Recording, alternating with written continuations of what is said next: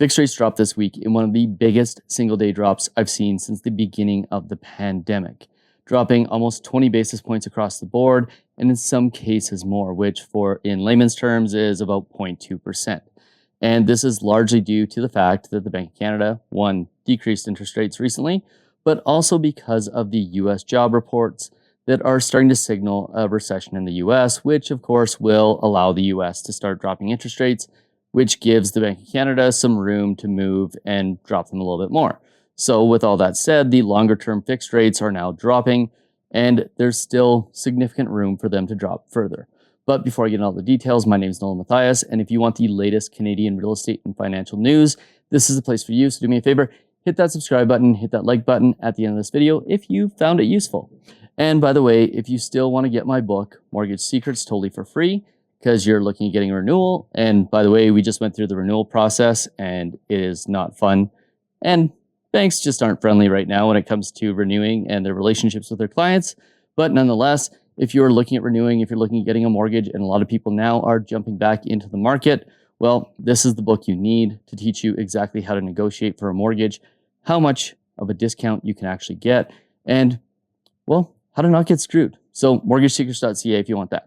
Okay, so let's jump into it. Let's take a look at what's going on with interest rates, as we always do at this time of the month. I'm going to start with this. This is the article, the most recent article from Bloomberg News. Bank of Canada has seen cutting rates faster after weak U.S. jobs data. And of course, this is largely to do with the fact that with the Federal Reserve now on the cusp of dropping interest rates, especially after that jobs data, the Bank of Canada now has some more leeway to drop interest rates further. And this is what happened as a result of that negative jobs data that came out of the US. Basically, what we saw is the single biggest day drop that we've seen since the beginning of the pandemic. And you can see it here pretty much across the board, the blue line being the 5-year bond yield. And of course, bond yields pretty much dictate what happens with fixed rates. And as you can see, 2-year, 3-year, 4-year, 5-year rates all drop substantially as a result of the news. Now, what you can see is that the 2, the 3, and the 4-year actually dropped considerably more than what the 5-year did, and that's largely to do with long-term expectations. Because when something like this happens, obviously the longer-term rates aren't going to be as affected as much. And this is good news because what this means is we're getting close to that yield curve uninverting, which means that fixed rates eventually, hopefully, will be lower, or short-term fixed rates, 2- and 3-year rates will eventually, hopefully, be lower than their 4- and 5-year counterparts. And this is just getting us closer to those numbers. And until that time comes, it still isn't necessarily making a ton of sense to get a 2- or 3-year mortgage and try to time the market, because obviously there's so much that can happen in an economy over 2 or 3 years. But those 5-year fixed rates being priced the lowest among all the rates, as you'll see in a couple of minutes here, aren't looking to be a very, very good option, especially for the long term. Now, there's going to be more of this, and definitely don't think that fixed rates are going to move lock in step with what the Bank of Canada does, because they're already pricing in the rate decreases. But there could be some room for these rates to move, albeit not significantly, especially if the Bank of Canada moves a full percent like some people are predicting. And then we have to get into that whole conversation about variable versus fixed rates and the fact that variables are priced so much higher than fixed rates are right now, and which one makes the most sense. And one thing to keep in mind when you are making that decision and you're having that conversation with your broker or your bank, hopefully you're doing it with a broker who has an obligation to represent you instead of with a bank who has no obligation to represent you, actually has an obligation to the shareholders to make more money. But when you're having that conversation, make sure you take into account that if you take a variable rate mortgage right now, you don't just have to have variable rates come down to where fixed rates are now. You actually need them to come down substantially more, because you need to cancel out all the amount of time that you're going to spend with a rate if you choose a variable that's higher than its fixed rate counterpart. So just because interest rates are about to go down doesn't necessarily mean that they are the best option, because they actually have to go down more than you think in order for you to be break even or better. So right now, 4-year fixed, 5-year fixed are still looking like the best options. Given that the rates are the same, I personally, based on my risk tolerance, would take the 5-year over the 4-year because it gives me that extra year of protection. But the most important thing is that you're getting a mortgage at a place that has a low penalty, which means you're getting it at a A++ lender, like we call them, which is a monoline lender like a First National, an MCAP, or CMLS, and not at a big bank. B is for bank, B lender, banks are B lenders. And when you get a mortgage, especially a fixed rate mortgage at a bank, they have massive penalties. And if interest rates do come down substantially, the one type of people that we can't help is the people who got their mortgage at a big bank. So keep that in mind. And by the way, when you're going through all of this, the difference between knowing all this stuff and making sure that your risk assessment is handled properly and making sure that you get the right mortgage with the right features so you do have options down the road comes down to having a good broker. And by the way, if you need a great broker, my team at Mortgage 360 can take you through all of this. They're trained on all of this.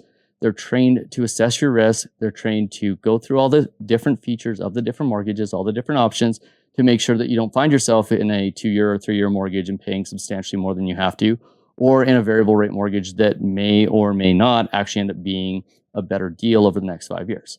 Now, that being said, let's get into the interest rates. You'll notice a little bit different format here this week, or this month, I should say.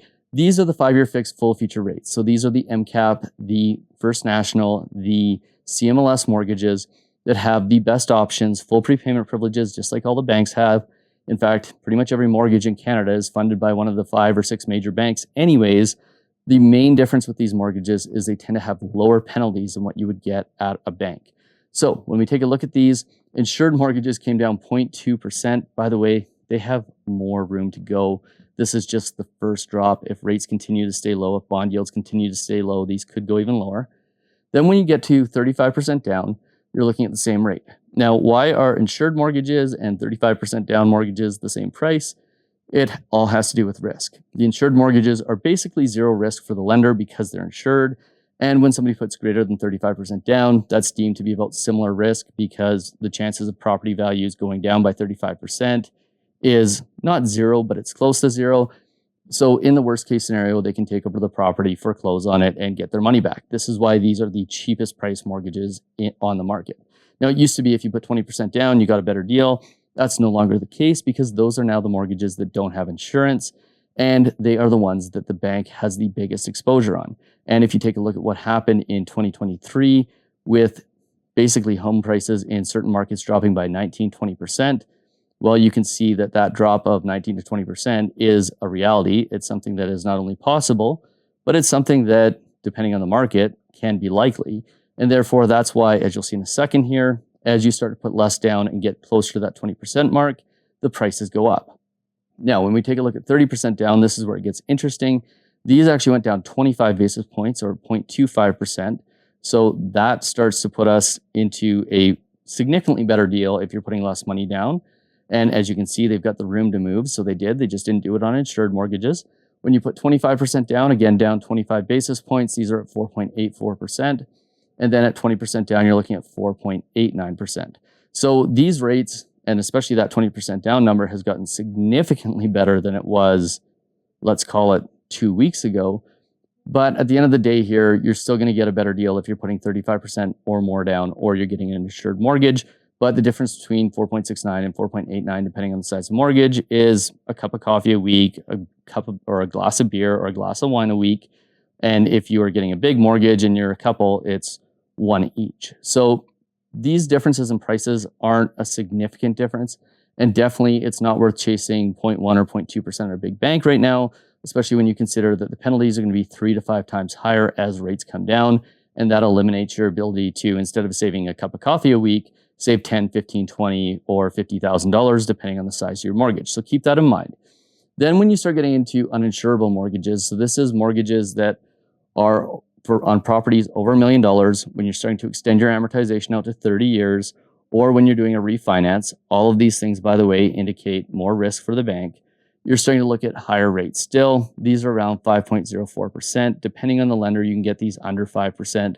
But for the most part, you can see that if you're buying a property over $1 million, or if you're getting a 30-year amortization, or you're refinancing, the risk factors associated with those things create a higher price. So these are really good rates, really big drops. And again, I fully suspect that the insured and the 35% down mortgages are going to come down in price even further. And we're going to see all of these numbers drop at least a little bit, assuming that bond market yields don't go up substantially. Now, taking a look at variable rate mortgages, and I'm going to say right now that that prime rate is not 6.95%, it is 6.7%. So keep that in mind as you're going through these rates.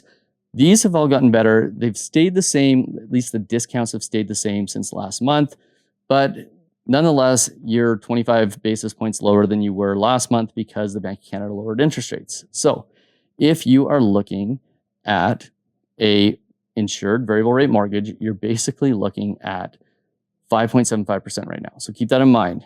4.69 versus 5.75%, you're basically looking at 1% difference, which means if interest rates go down on the variable rate and you choose a variable rate, you actually need them to go down significantly more than 1% in order for you to actually start saving money, because again, you need to make up for the time that you're going to pay a higher rate.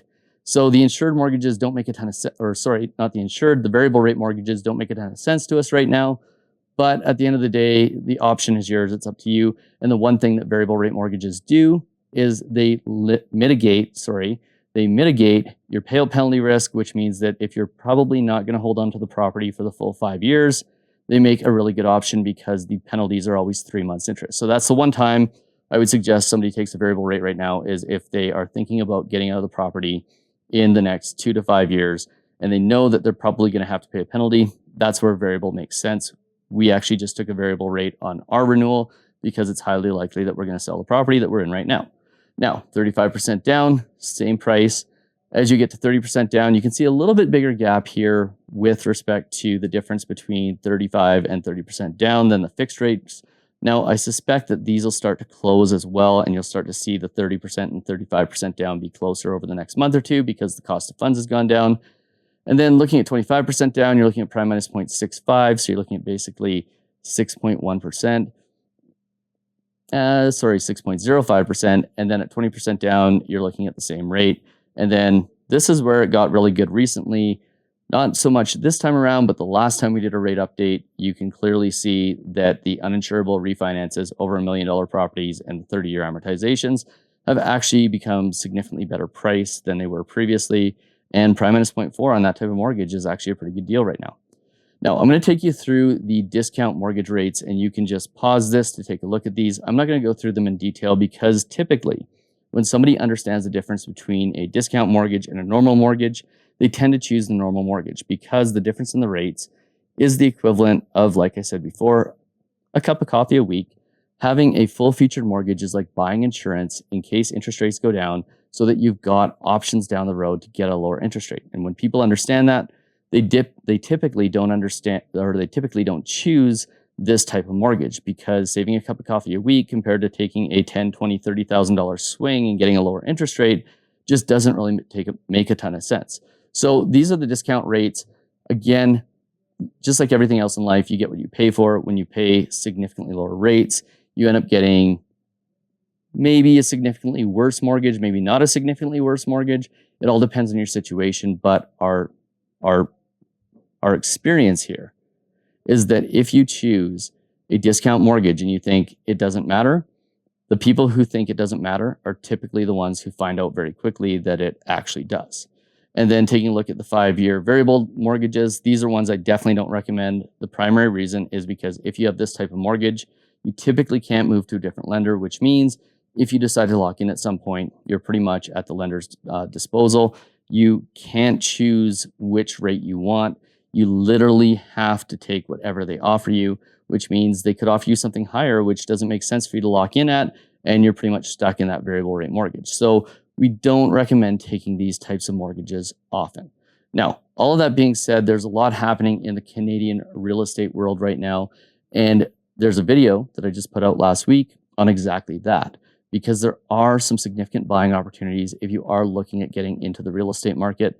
And if you choose the right mortgage and you buy the right property and you get a deal right now, there are some really good deals. But that doesn't mean that investors should be going out and buying properties, or you should be buying a property if you don't need one. But if you're in the position where the rents are getting high, or you've just been waiting for the market to come down so you can get a good deal, I'm going to tell you right now, the time is probably now. Prices could drop even further, but more than likely, we're going to see some sort of flat arc in the real estate values over the next little while. And at the end of the day, if you wait 2 or 3 years and prices stay pretty much where they're at now, the corrected prices, well, you're just extending the amount of time that it's going to take for you to pay off the mortgage, and you're paying a lot of money for rent until such time as that happens. Oh, and by the way, if you want to see that video on what's happening in the Canadian real estate market, make sure you check it out right here.